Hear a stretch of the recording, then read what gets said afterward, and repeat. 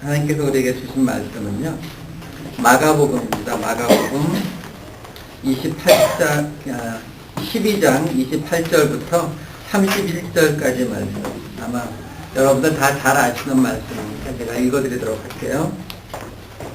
율법 학자들 가운데 한 사람이 다가와서 그들이 변론하는 것을 들었다. 그는 예수가 그들에게 대답을 잘하시는 것을 보고서 예수께 물었다. 모든 계명 가운데서 가장 으뜸되는 것은 어느 것입니까? 예수께서 대답하셨다. 첫째는 이것이다. 이스라엘아 들어라. 우리 하나님이신 주님은 오직 한 분이신 주님이시다. 내 마음을 다하고 내 목숨을 다하고 내 뜻을 다하고 내 힘을 다하여 너의 하나님이신 주님을 사랑하여라. 둘째는 이것이다. 내 이웃을 내 몸과 같이 사랑하여라. 이 계명보다 더 큰 계명은 없다. 안녕하세요. 네, 우리 새별씨가 이미 이야기했지만 오늘 우리 송 목사님 아버님 장례식이 뉴욕 시간으로 오늘 저녁에 있습니다. 오늘 저녁 그리고 내일 오전과 오후에 이렇게 송 목사님께서는 아마 그 다음 주에 돌아오시게 될 것입니다. 그래서 여러분들은 저렇게 다음 주에 한 번 더 뵈야 되는 일이 생기겠습니다. 예, 제가요 제 딸이 대학을 졸업했는데 취직을 못했어요. 물론 뭐 대학원 준비한다는 타이틀을 갖고 있긴 하지만, 그래서 야, 네 친구들은 취직 안 하냐 그랬더니 아주 불경기여서 취직하기가 굉장히 어려워서 대부분 다 대학원으로 가려고 하고 있다 이렇게 이야기합니다. 근데 여러분들 잘 아시지만 제가 목사가 된 지 얼마 안 됐잖아요. 이제 3년 됐습니다. 근데 목사가 되고 나니까 불경기예요. 이쪽도. 그죠? 교회들이 줄어들고, 경쟁은 날로 심해가고, 때를 잘못 찾은 것 같습니다. 하나님이 옛날에 부를 때 그때 올 걸. 이 교회가 줄어들고 믿는 사람들이 자꾸 줄어들어가는 모습을 보면서 자꾸 생각하게 돼요. 도대체, 우리는 옛날과 똑같이 예배 드리고, 옛날과 똑같이 전도도 하고 선교도 하고 있는데 도대체 뭐가 잘못됐는가? 물론 지도자 되시는 분들 몇 분이 좀 이렇게 사고를 치시는 게 있긴 하지만 그건 뭐 옛날에도 항상 있었던 일들이거든요. 그러면 과연 도대체 무엇 때문에 지금 이 세상에서 우리 이 크리스찬들이 할 일을 제대로 하고 있지 못하다고 욕을 먹고 있는 것인가 하는 생각을 많이 하게 돼요.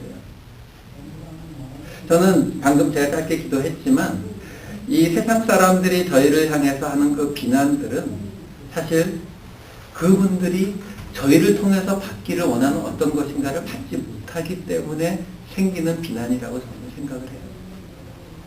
우리에게 갖는 기대치가 있어요.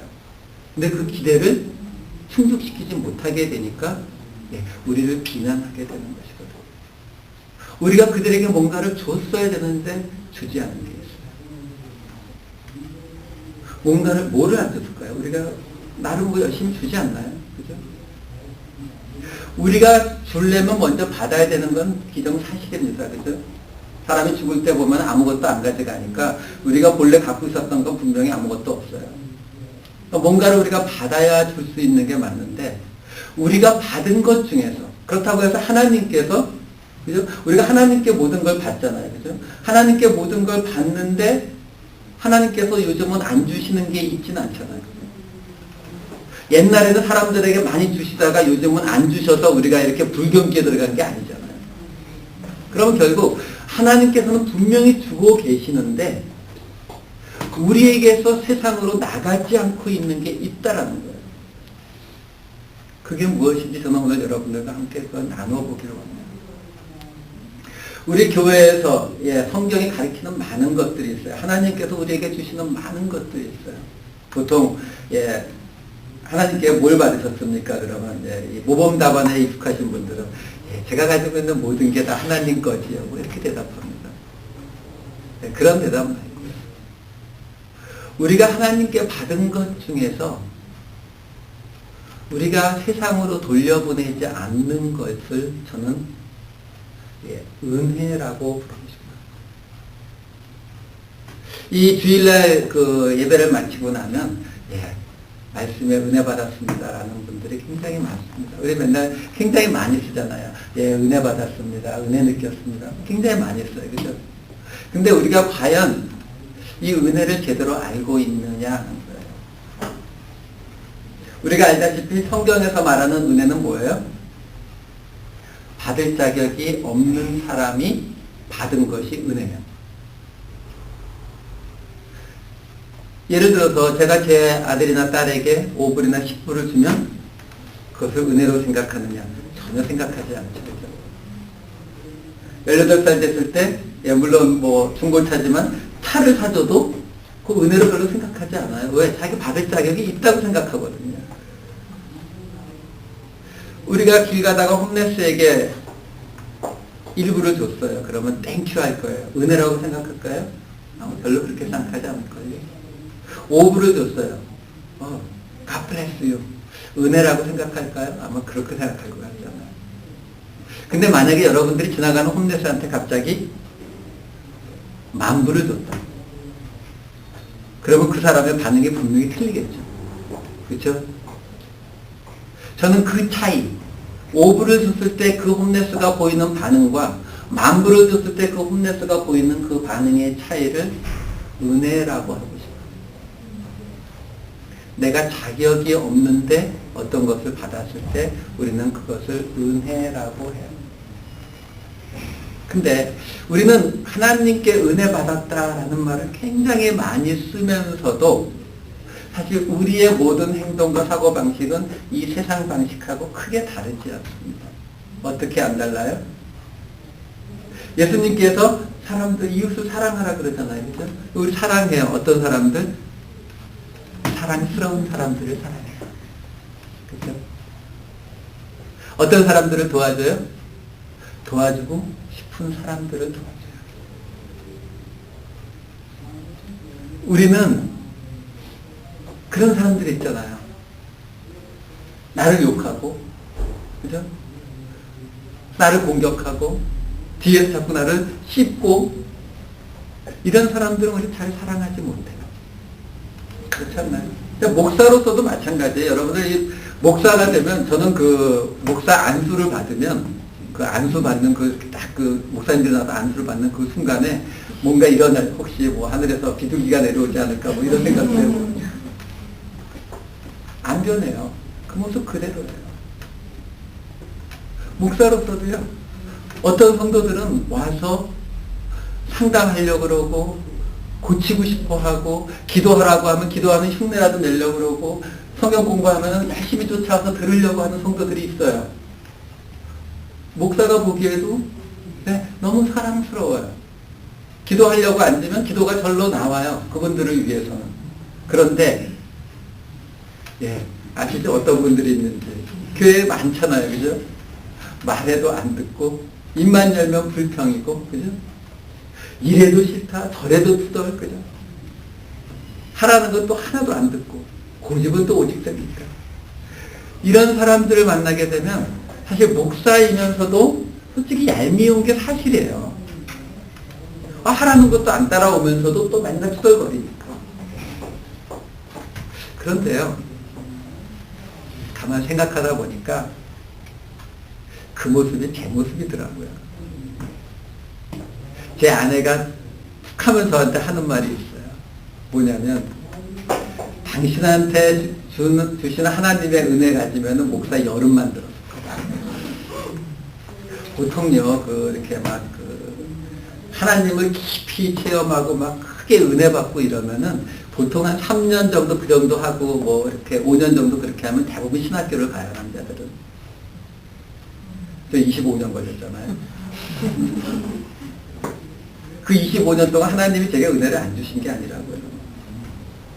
저 기도원에서 환상 속에 예수님 2번이나 봤어요. 큰 수술 2번 받으면서 하나님의 은혜, 여러분들한테 간증하라고 하면은, 예, 우리 제 간증을 많이 들은 우리 몇 사람 있긴 하지만, 정말 석 달 열을 해줄 만큼 간증 많아요. 근데 25년 버텼다니까요. 아야 말 안 듣고, 그리고, 예, 고집은 또 오죽셉니까? 난 잘못한 거 없다 빡빡 우기죠? 저는 하나님한테 욕도 해봤어요. 예. 뭐 그땐 정말 막 갔습니다. 96년 무렵인데 제 이 인생의 가장 바닥을 쳤을 때예요. 근데 하나님이 부르시더라고요. 그냥 부르시는 게 아니라 목사가 돼서 내 양을 먹이라 부르시더라고요. 그게 은혜예요. 여러분, 우리는요, 이 은혜를 세상에 주셔야 돼요. 혼동하지 마세요. 다운타운에 가면 홈레스들이 있어요.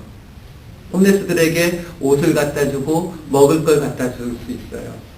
아프리카에서 굶주리는 사람들에게 돈을 보내주고 도와줄 수 있어요. 이거는 은혜일까요? 은혜 아니에요. 그거는 사랑의 행위지 은혜의 행위가 아니에요. 은혜는요, 받을 자격이 없는 사람들이에요.